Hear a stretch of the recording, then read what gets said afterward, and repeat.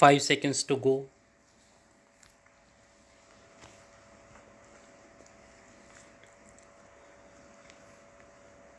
Start. As the informant raised alarm, other people of the mohalla also gathered around, including PW2 Vinay Kumar Singh, PW4 Chandra Shekhar Prasad Singh, and PW5 Ram Naresh Singh. The said three witnesses witnessed the accused persons taking away Neelam but could not stop them. The informant explained that no one dared to follow the accused persons as they had pointed pistols and had threatened of dire consequences. The informant also explained the motive behind the commission of the crime. It transpires from his statement that Neelam's late father Jang Bahadur Singh had no son and his house was in possession of his daughter Neelam. She was abducted in order to forcefully obtain the possession of the house belonging to her father. The second limb of motive stems from the pending litigation between A1 to A5 appellants on one side and deceased Neelam, her maternal grandfather, and her two sisters on the other side. The accused persons had obtained letters of administration and probate of the will left by late Jang Bahadur Singh from the competent court, and the said order came to be challenged before the Patna High Court by the deceased, her maternal grandfather, and younger sisters.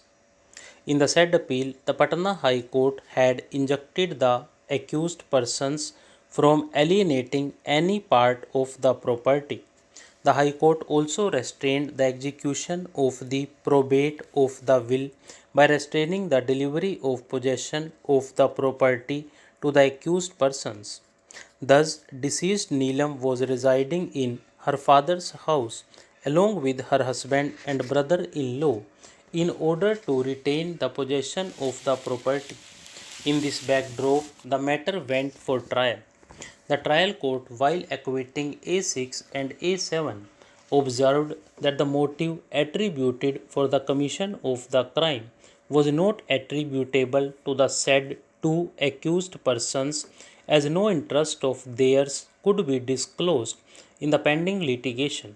Further, it also found that A6 was not named in the FIR registered upon the information supplied by PW18, and in his oral testimony, no statement of assault by A6 and A7 was given by him. It further held that no evidence surfaced during the trial to indicate the participation of A6 and A7 in the acts of abduction and commission of murder, while convicting A1 to A5 on the charges under sections 302-34 and 364-34 of IPC. The trial court primarily relied upon the oral testimonies of PW18 informant, PW2, PW4, and PW5. The motive for the commission of the offence was supplied by the pending legal dispute relating to the property belonging to late Jang Bahadur Singh. The court also relied upon circumstantial evidence borne out from the testimonies of PW7, maternal uncle of the deceased, PW3, father-in-law of the deceased, PW23, sister of the deceased, and PW13, doctor, to arrive at the finding of guilt. Stop.